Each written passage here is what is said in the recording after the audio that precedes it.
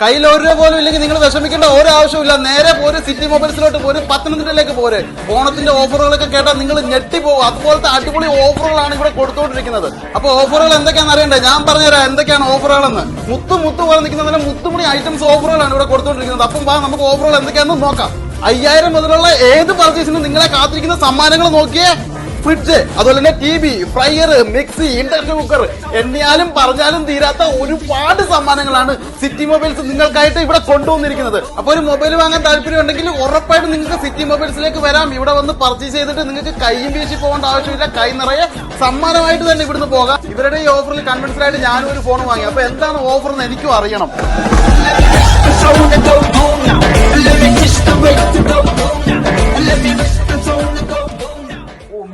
Mixie.